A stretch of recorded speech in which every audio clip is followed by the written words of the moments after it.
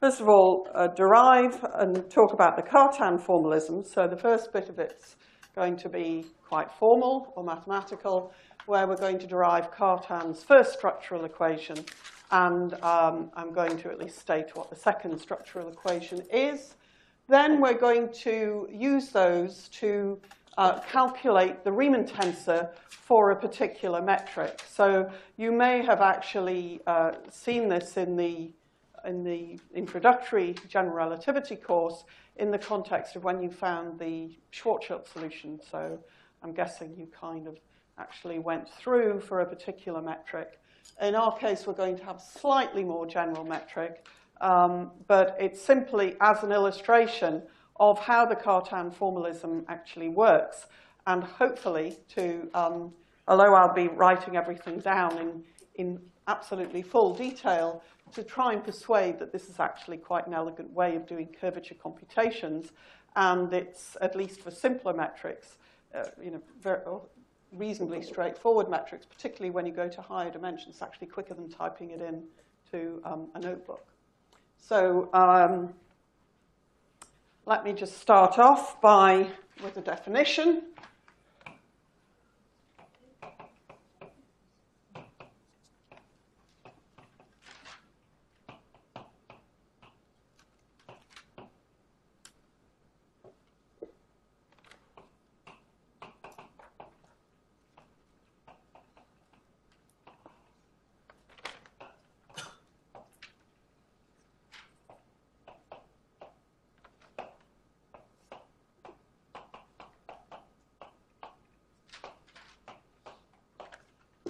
So as I said, this is a formalism that uses exterior differentiation and forms. So I want to construct some one forms out of the connection. Now, of course, these are not purely geometrical objects because they're constructed from the connection coefficients, which are not tensorial, but nonetheless, they are one forms because we put in a basis vector omega b. Now, this is sometimes, you'll see this is also called the spin connection because a lot of this formalism is used in supergravity with some slight differences in notation. So in supergravity, you'll often sort of see both the vector and the covector bases being denoted as E because you're usually working in an orthonormal basis. And in that case, the components of the covector, the covector bases are usually sort of quite straightforwardly related to the components of the vector bases. And the spin connection may be written as omega. So I'm simply using theta here to kind of differentiate the fact I wanted to have a distinction between the vector basis, the covector basis, the dual basis, and then I obviously want a different symbol for my one forms, my connection one forms. And of course, this is also a general connection one form. I am not, as yet, assuming that these are orthonormal bases, because at the moment, I haven't assumed that we have a metric. I've just assumed we've got a connection. And I'm going to talk about computing that connection.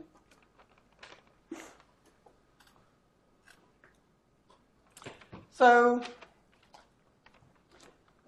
although these one forms are true for a general connection, I'm just going to note that for our metric connection,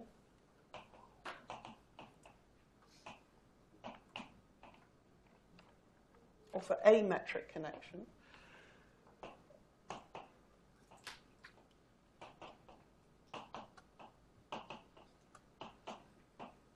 the exterior derivative of the components of the metric are equal to the symmetric part of our connection one forms. So let me just prove that or demonstrate that. And once again, you'll be seeing the fact that we're not using abstract index notation. G, A, B are the components of the metric with respect to the basis, E. So they're scalars. So D of G is the same as grad of G, and grad is, what are GAB? Well, we take, here's that comma again, we take the contraction of G, which is a second rank covariant tensor, with two basis vectors. That's how we define components. We take basis vectors and contract our object with them. So here, these are our components of GAB. And so this, our covariant derivative, it's a metric connection. So when we pull inside the contraction, it doesn't see the metric because grad G is 0. So it only sees these two objects, grad EA and grad EB. So we know, of course, what the covariant derivative of our basis is. This is where we get our connection coefficients.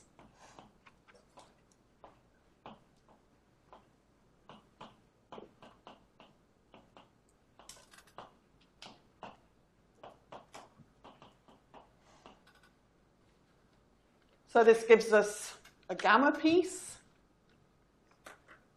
But now if I look at what I've got here, this is just GCB. And this piece, you see I've got gamma, where is it? Gamma with the covector basis. And notice, notice that you're contracting on the first index here, the differentiating index. So I'm being careful here because I'm not assuming that we're torsion-free yet, just metric connection. So this is our connection 1 form. And so the effect of these metric components here are simply to pull down that C index, and it gives us the symmetric part of the connection 1 forms. So this is why it's often very useful to go into an orthonormal basis, because in an orthonormal basis, the components of G are either plus or minus 1 or 0. So D of G is 0, which tells us that the connection 1 forms are antisymmetric.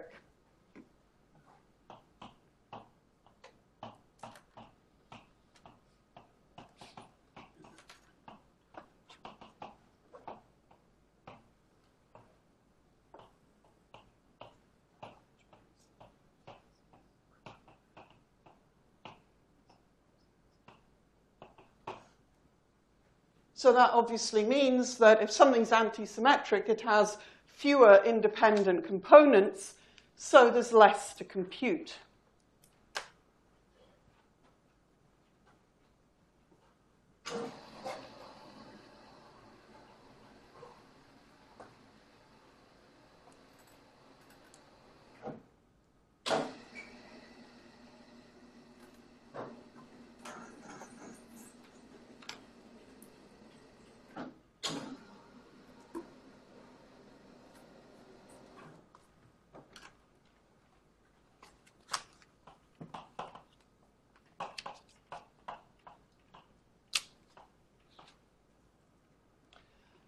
Right, so let's derive Cartan's first structural equation, which tells us how to compute these connection 1 forms by a process of exterior differentiation.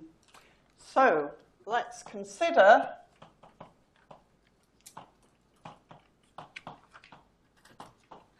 this particular wedge product, the product of the connection 1 forms with the covector basis. So we know that this is, just by replacing what the connection 1 forms are, we see that this is given in terms of the connection coefficients contracted with omega b cross omega c. But of course, this omega b cross omega c is, of course, antisymmetric in B and C. Therefore, this is taking, if you like, it's the same as we can replace this with the anti-symmetrized part of our connection. But we know that the anti-symmetric part of the connection is essentially the torsion up to these structure constants. So I can replace my connection coefficients with the torsion tensor and the structure constants. So if I now, let me just take this first piece where I'm defining T is a half T ABC, omega B cross omega C is the torsion 2 form. So I'm simply sort of making that look a bit neater.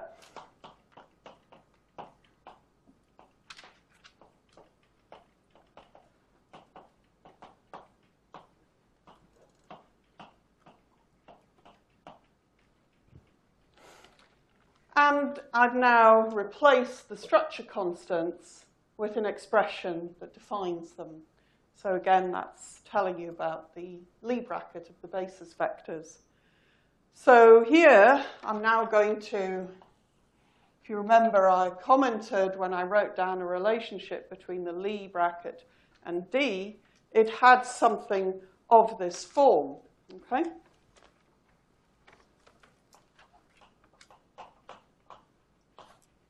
So I'll just write it down now with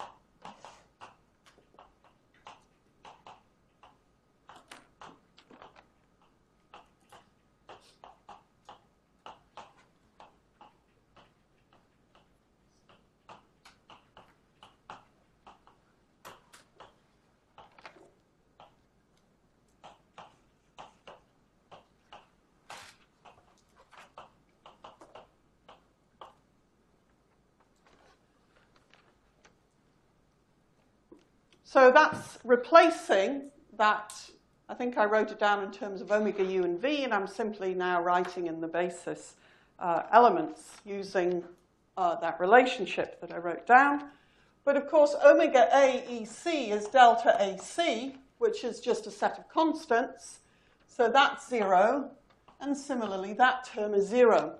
So what I can now do is I can replace this contraction with the derivative of the basis 1 form, the basis covectors.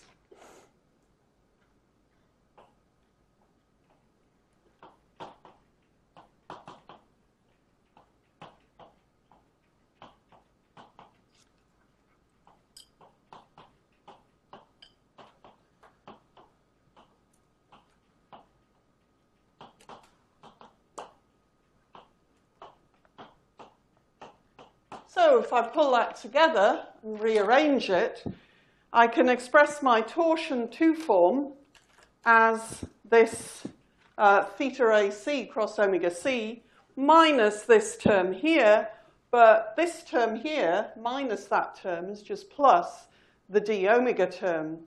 And then this here, this is taking a scalar product, but then I'm sort of reforming, making it back into a 2 form by taking this, so this scalar product gives me the BC components of d omega A. I then contract it with omega B cross omega C. It lifts it back to a 2 form.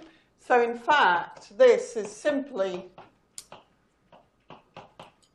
d omega A. So that is Cartan's first structural equation.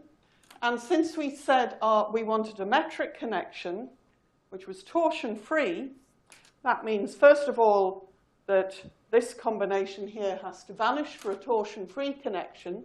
And for a metric connection, if I'm shrewd and I choose an orthonormal basis of 1 forms, then I have an antisymmetric an antisymmetric spin connection, which means that I have fewer components of theta to compute. So in 4 dimensions, there's only 6 possibilities for theta. And I can get those by just taking d of omega, and there's only 4 of those. So I do 4 exterior differentiations, a little bit of picking pieces out, and then I've got my connection. So it's not only a more economical way of computing connections, it usually turns out to be a bit easier because the exterior differentiation is often quite straightforward.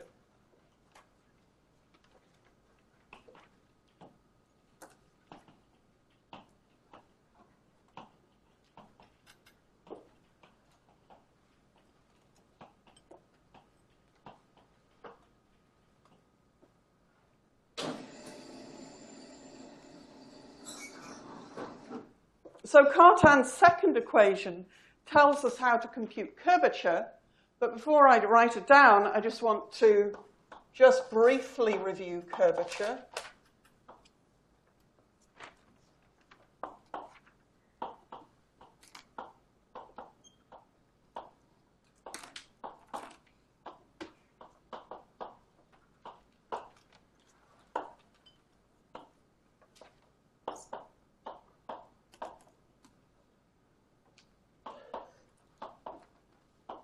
So rather like when you're in field theory and you're asking what's the field strength of a particular gauge potential, that's the same as essentially it's like a curvature of a gauge connection. There you take a commutator of gauge covariant derivatives acting on the field.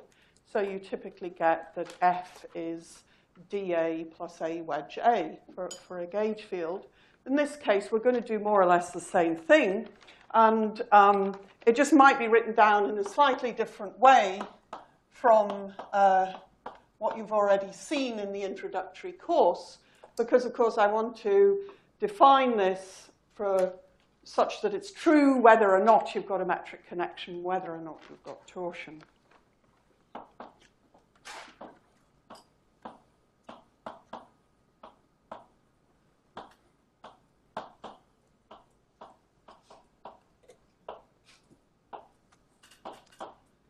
So this is how we define the curvature of a connection. We take a commutator of covariant derivatives, and then we have to add a little bookkeeping term, grad uv, because if u and v don't commute, if they have a non-vanishing Lie bracket, then there's a sort of an extra piece in this commutator which is not geometric, or at least it's not actually telling you about curvature.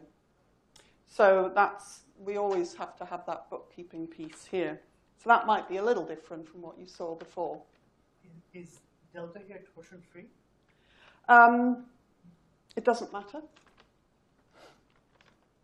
So this is simply, given a connection, whatever it may be, this is the curvature of the connection.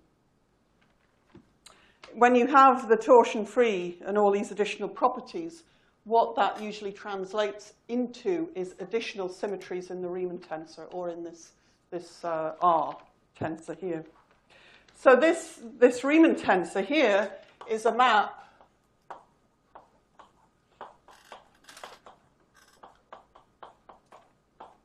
takes three vectors at a point and gives you another vector at a point. So in this case, we're defining it. You can think of it as a multilinear map. So if I ask what is it in components, again, it's going to be something close to what you've seen, but a little bit different.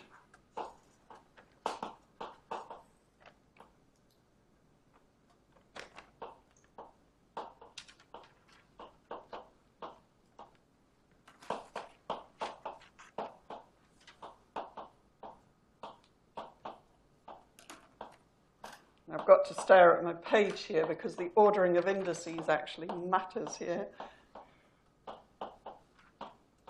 There we go. So the first four terms should be familiar because they're there whether or not you've got, coordinate basis or whatever. The final term is there to tell you about the structure constants. So if you don't have a coordinate basis, if you have structure constants, then there'll be extra terms in your connection which need to be subtracted off. So physically, as we know, curvature tells us about tidal forces.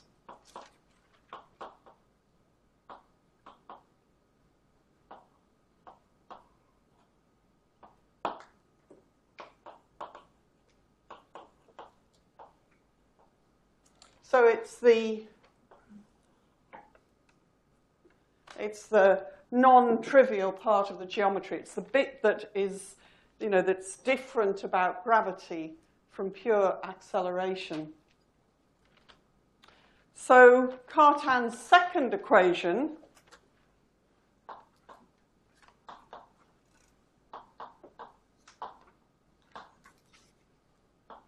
that relates the curvature to the connection, again, using exterior differentiation.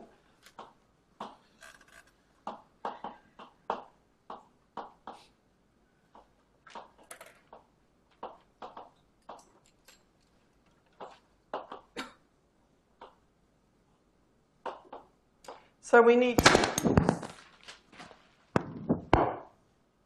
Oh dear. I've broken the microphone. No, I've probably just got to fix it again.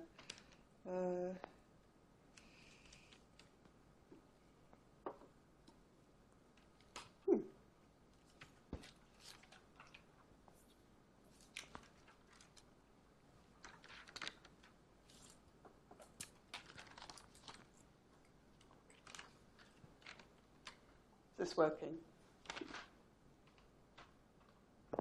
Yes.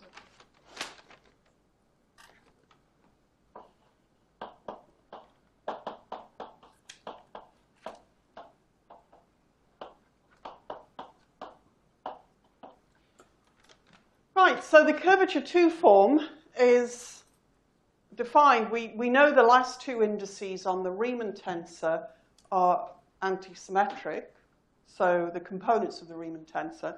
And you see that from the definition here. And these are the sort of 3 and 4 indices if we were finding components. And so here there's a very clear antisymmetry in U and V as an operator acting on the W. And so we know that there's sort of this Riemann, the components of the Riemann tensor are intrinsically 2-form-like on the last two indices. So it's very natural to construct a 2-form out of the Riemann tensor. And so Cartan's second equation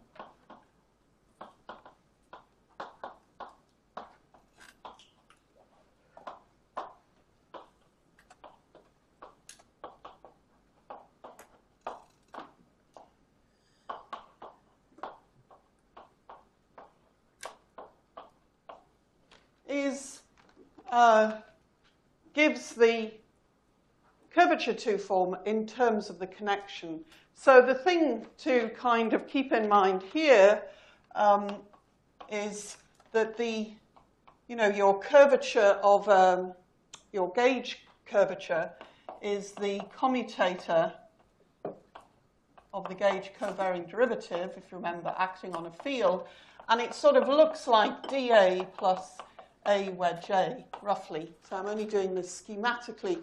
But you can see that there's sort of at least an analogy between the two different situations. You've got d theta plus theta wedge theta. So that's what your curvature looks like. And of course, it's sort of a little less intimidating than this expression here. Okay?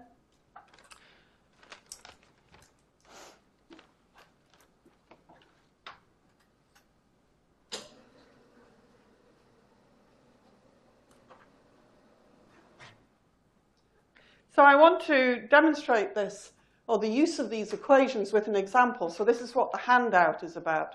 The reason for producing the handout is simply that there's a lot of algebra that I'm going to go through on the board, and rather than have you worrying about getting it all down, then you've got this in front of you, so you can kind of annotate it and instead focus on seeing how watching me do the calculation, if you like, because that's perhaps more valuable, because then you can see, what are the steps? What are you thinking about? How would I do it if I had to sit down and do it?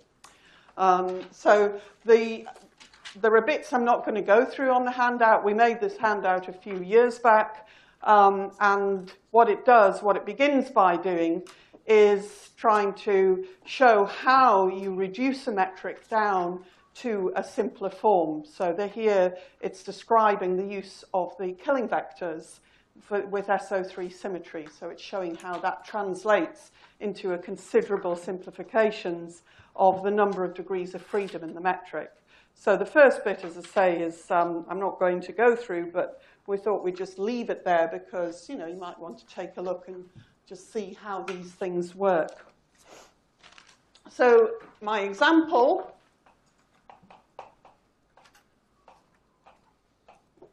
specifically is going to be a 4D spherically symmetric metric.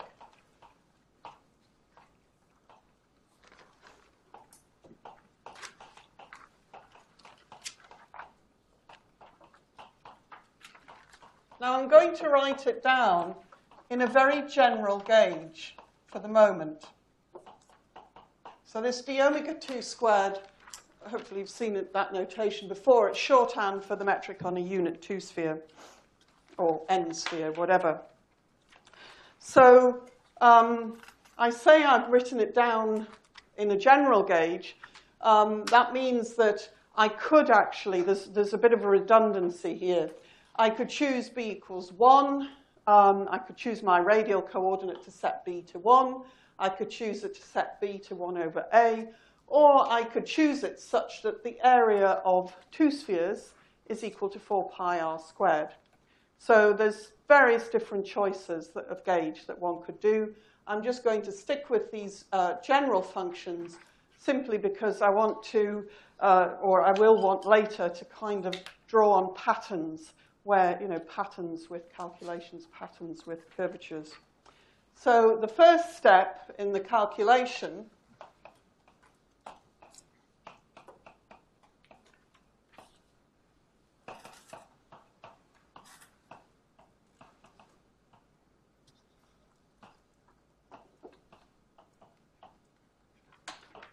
so we want to calculate the connection. In order to calculate the connection, we need to find an orthonormal basis and then find its exterior derivative. So it's fairly clear from the way I've written it that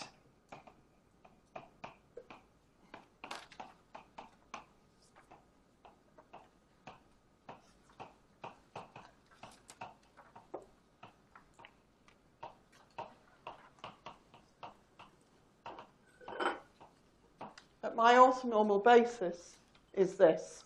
So if I take those one forms, then my distance is simply eta AB times omega A, omega B. So that's what my metric looks like. And so I can differentiate those. Well, d of omega t, by the way, I'm putting hats on the on these indices to just remind, this is like a reminder that this is an orthonormal basis, because typically when you see a t-index, it often means a coordinate index. So this is kind of emphasizing that this is just a little different index. So d of omega t is d of a of r dt. I'll go through this one in a lot of detail and then be a bit more brief with the others. So d dt is 0, d squared is 0, so we don't see anything when we hit dt. So this is simply dA wedge dt, which is a primed dr wedge dt, which is a primed over ab. And I'm going to, for reasons which will become apparent, just swap the ordering of these two. I'm now rewriting it back in the orthonormal basis. So I started off by writing out explicitly what my orthonormal basis was in terms of the coordinate basis. I calculate my derivative. I re-express it back in terms of the orthonormal basis. That is d of omega t. So exactly analogously, d of omega r is actually 0 because b depends on r. And so the whole thing, omega r, is just a function of r. So if I take d, I either get d squared of r or dr wedge dr, which is 0. And then for the remaining ones, d of omega theta is, in direct analogy to d of omega t, you get the same expression. And finally, d of omega phi. So here I've got c prime sine theta dr cross d phi plus c cos theta d theta cross d phi, which is c primed over cb omega phi cross dr, cross omega r, sorry, minus cot theta over c omega phi cross omega theta. So it's simply taking a derivative in a really obvious sense, and now I've done all the differentiation that I need to do in order to identify what my connection is. So the second step is to use Cartan 1, to identify theta. So it's a metric torsion-free connection. So d of omega a is minus theta ab cross omega b. So once again, we'll just be a bit slower about the time component here. So d of omega t hat, which is minus a primed on ab, omega t cross omega r, should be equal to minus theta ta cross omega a.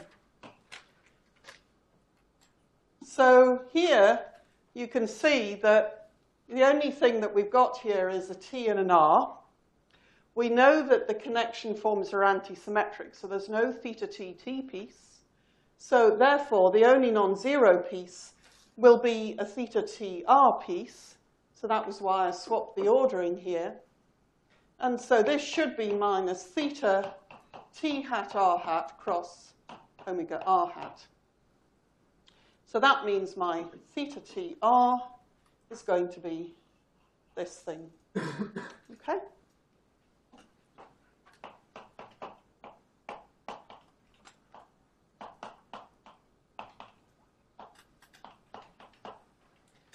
And so by exactly the same process,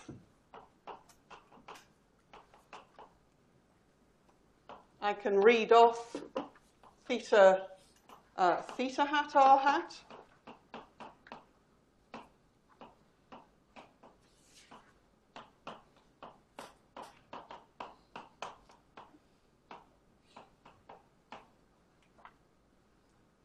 So those are, look, you know, the pattern is there. The pattern's exactly the same. And so the only thing that's missing, if I look there and I think about the phi pieces, when I look at d omega phi, I've also got a piece involving omega theta and omega phi. And so the only other non-zero piece I can read off as theta phi theta, which is cot theta over c omega phi. So that's now my connection, and that's all the components of the connection in this coded format in terms of the connection 1 forms. So I've finished calculating the connection coefficients for this metric. So my third step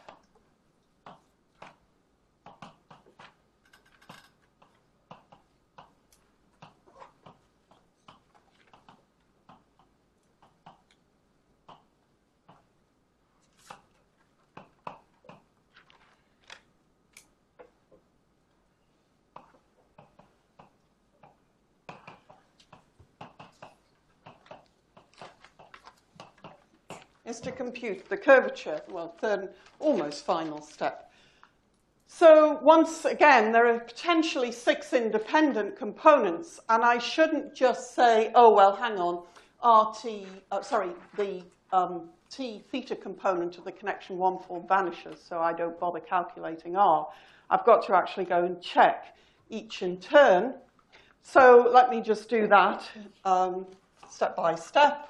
If I look at the TR component, if I have a T, obviously the first bit is d theta TR. But if I have a T here, the only non-zero component here is R, which means this C is an R, but B is already R, so that's 0. So all I have here is just d of theta TR, and theta TR there is just A primed on AB omega T. So that's d of A primed on B dt. So I'm re-expressing things back in terms of the original coordinate basis. So here, that's A primed on B primed dr cross dt, which is, I write that out in detail.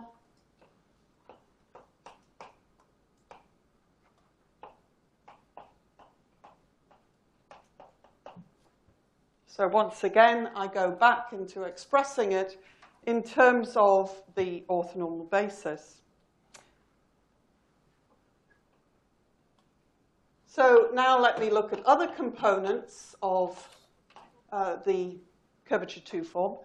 RT theta, there's no theta, T theta, because there's no spin connection components with T and theta. But I can get a cross term if I think about it.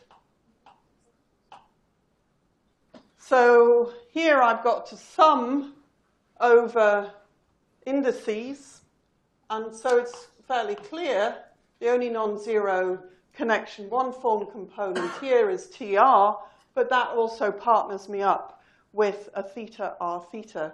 Now, this theta R theta term is minus theta R hat theta hat, because in pulling an index down, this is an orthonormal basis. So the metric coefficients are either +1 or -1. And in my conventions, the spatial indices have a -1. So that's equal to minus theta R theta, which is plus theta theta hat R hat, which is minus theta theta hat R hat.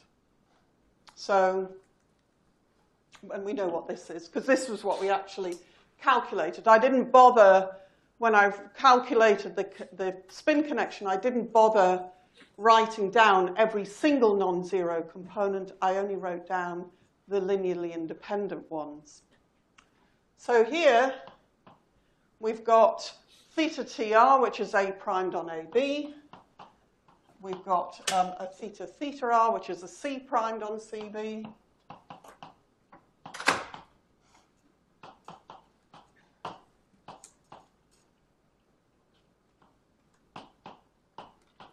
And so what I get is a non-zero curvature piece. And by exactly the same argument, we get exactly the same sort of a piece or appearance for the phi angle. So I'm now halfway through calculating my curvature. So we're on a roll, so let's keep going. Let's do the theta term. So here, you can sort of see, this is where I'm saying patterns. This is why it's always so useful to do calculations yourself. You actually start to begin to really appreciate patterns. So the theta, calculating this theta component of the curvature 2 form, you see that the way the theta component looks with R is almost exactly the same as T. So again, by analogy, we're going to get 1 over B squared, C double primed on C,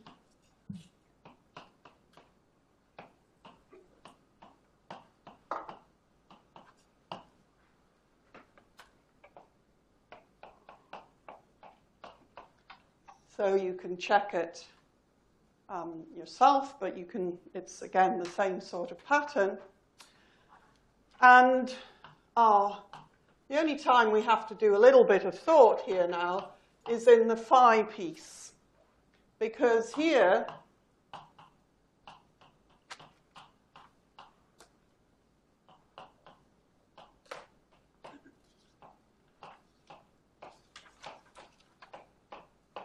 there's actually both bits are contributing in the Cartan second equation.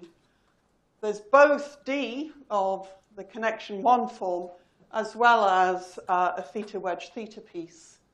So if I now write down exactly what these are, theta phi r, oh, it's over there. No, where is it?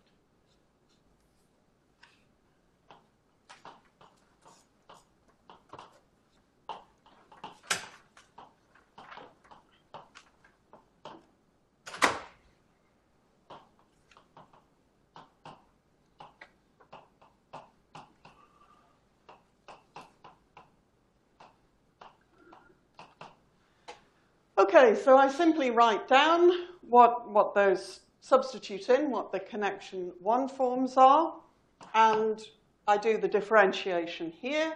So my first term is going to be similar to this.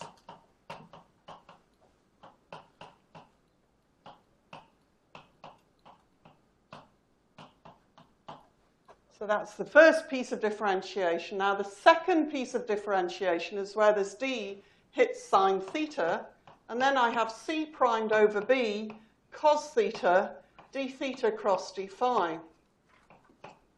But now if I look at the second term,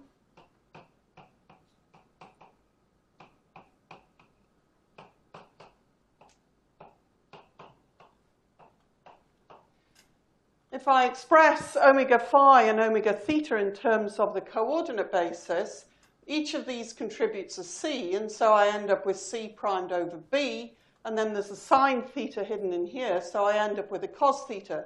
So the prefactor is the same in each case, but here I've got a theta cross phi, and here I've got a phi cross theta. So those two terms cancel, and I'm left with exactly the same sort of piece as with the theta coordinate. And then finally, r phi theta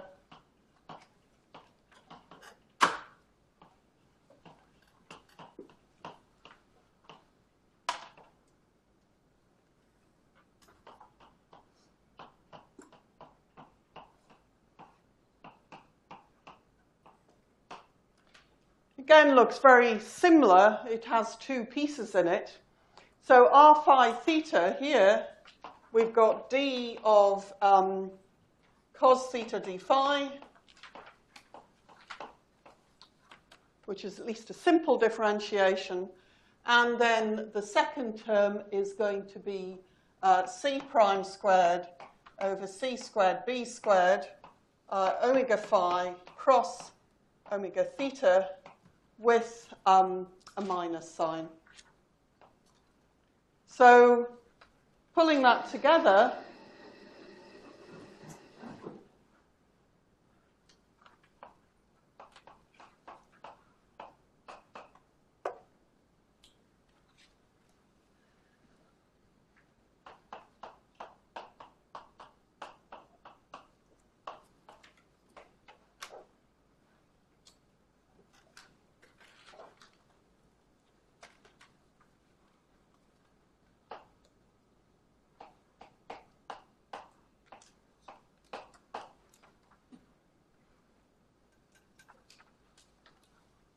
so what I end up with is just 1 over c squared minus c prime squared over c squared b squared. So that's now finished the calculation part of it. I've done all the exterior differentiation. That's it. Those are all the non-zero components of the curvature 2 form. And so hidden inside those 6 expressions are my Riemann components. So, of course, the final step is to extract these Riemann components. And here we use that R, our curvature 2 form,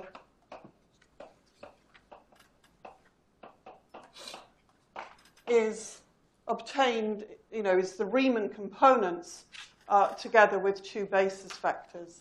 So in each case, if you look here, I've got omega r cross omega t. Here's omega c cross omega d. So you can see that that's telling me that if I put if I look at the TR Riemann term, the only non-zero pieces have a T and an R at the end. So you read off, you simply go through reading off these non-zero components. So here, from this one, I've got T hat, R hat, and then I've got R hat, T hat.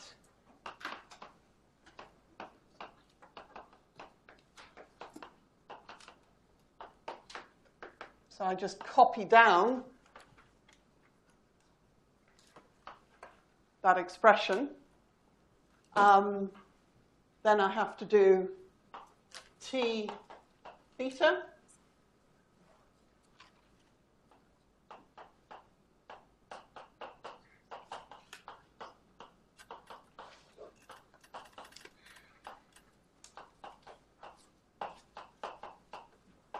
So I'm halfway through extracting these.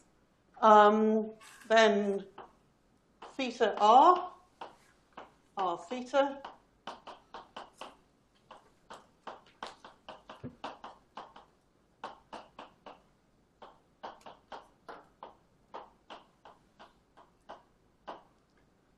And finally,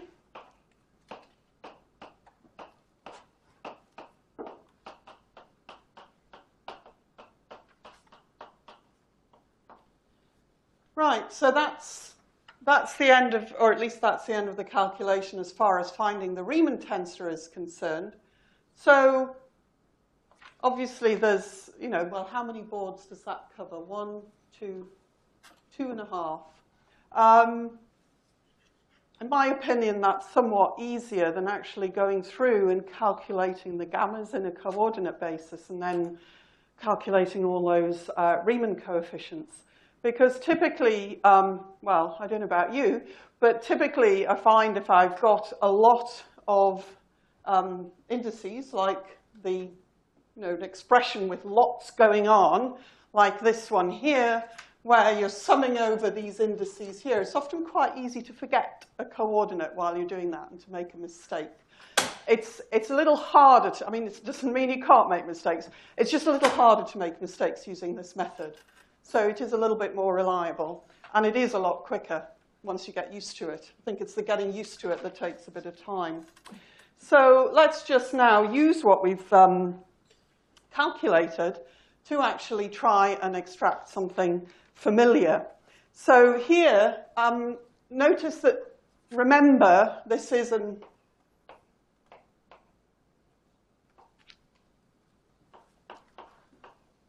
orthonormal basis, and usually we deal with coordinate bases. And so for convenience, I'm just going to sort of lift some of these indices up, and I'm going to find my Ricci tensor. So RTT is going to be the same as RT hat T hat, because we've got a very simple basis here. So if I want to find RT hat T hat, I've got to look at this, summing up these three Riemann components, and each of them actually come with, well, this one's the same sign because I've got to sum over first and third indices. So I have to lift up this R index. That gives me one minus sign. And then I've got to swap the first two indices, which gives me a second one.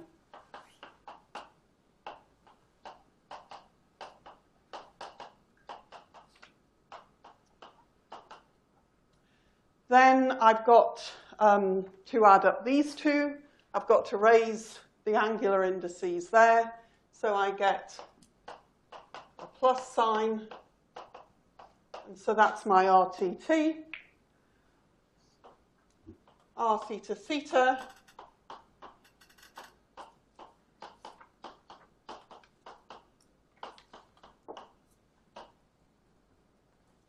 Now, for the R theta theta, I've got to get one of these pieces here from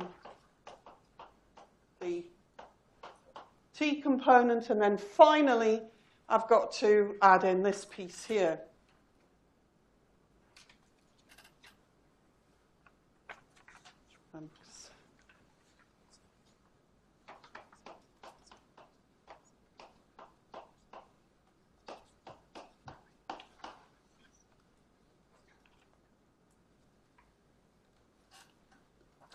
Wait a minute. Let's make sure of the sign here. Got one. Oh, that should be plus. Yeah.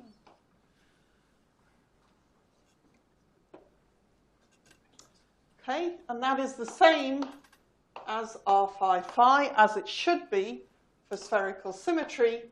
And then the final Ricci component is the RR component, which is just these derivatives here.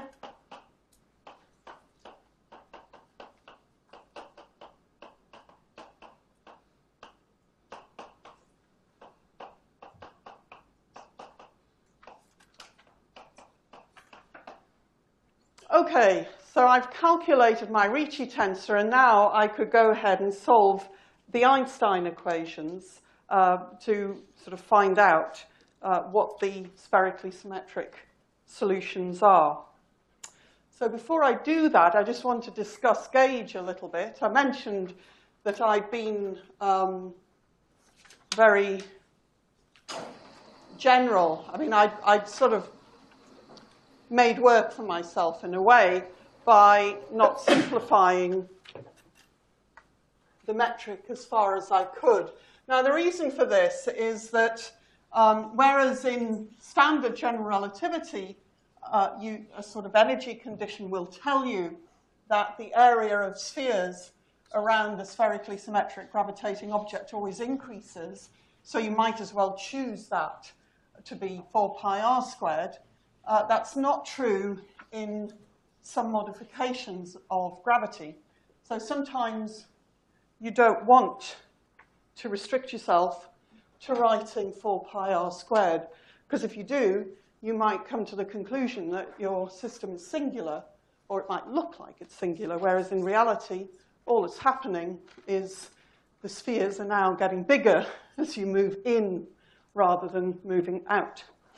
Getting bigger as you move out. So,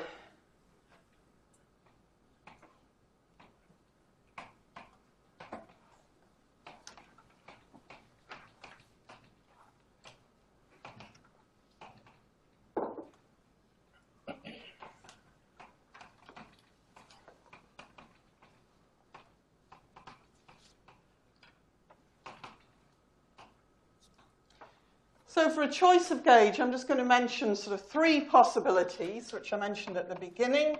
B equals 1. That tells you that dr is proper radial distance. So your radial coordinate really is the distance out from the center, or from some fiducial point. You can also choose B as A inverse. And this is a sort of Schwarzschild type of choice. And of course, if we're dealing with Einstein gravity, we'd then find that areas of spheres were 4 pi r squared. But again, as I said, in some other, so for example, if you look at a sort of pseudo-stringy 4-dimensional gravity, you find that you can take B as 1 over A, but C is definitely not R. And then the one that's most common is the area gauge, C equals R. So that's saying the area of 2 spheres is 4 pi r squared. So if we choose that, then that means that all these C double prime terms are going to disappear, because C is just R, and what we're left with is sort of a somewhat simpler set of equations. So if I look now at GTT,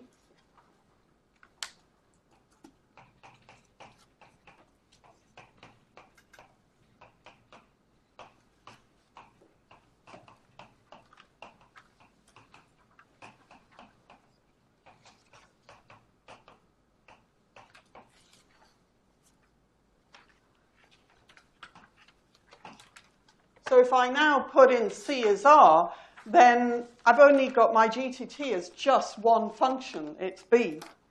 So I get 1 over R squared minus, I can rewrite my GTT as 1 over R squared minus a total derivative. And this, by Einstein's equations, should be 8 pi g T naught naught. So in solving my spherically symmetric spacetime,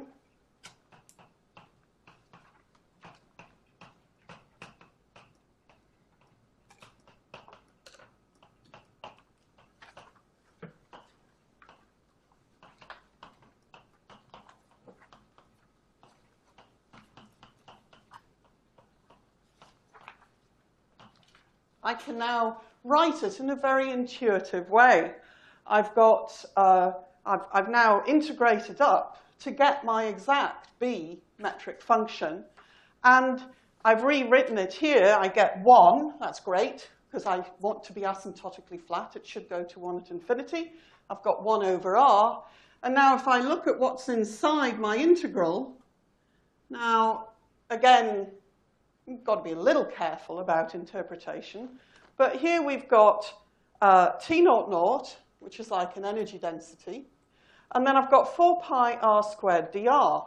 And that's simply telling me about the volume between a sphere of radius R and the sphere that's just a little bit bigger. Okay? So this whole thing here, this whole bit, looks like sort of delta M between sort of R and R plus dr. So this whole thing can be interpreted as M of R. So we're not doing a vacuum solution here. We're actually looking at any solution, okay? So if, for example, what you'll have already seen, let me just do 2 quick examples. Vacuum. So in vacuum, outside, this tells us that 1 over B squared is going to be 1 minus 2gm on R, where M is just some constant. This will be the general solution. Could be 0, might not be. And then if I look at, now let me see.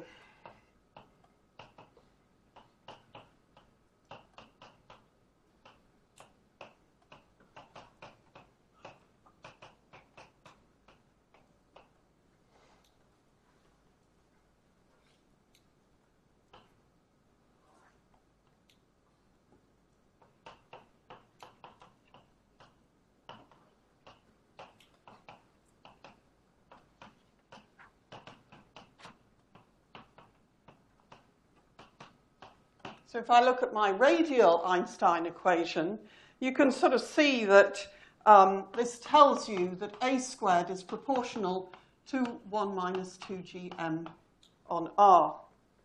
So on the left-hand side, you've got A squared, you sort of R's cancel. Left-hand side is A squared primed on A squared. Move that to the right-hand side, it's 1 minus 2gm on R primed over 1 minus 2gm on R. So that tells you A squared is essentially 1 over B squared. And, of course, that is the Schwarzschild solution.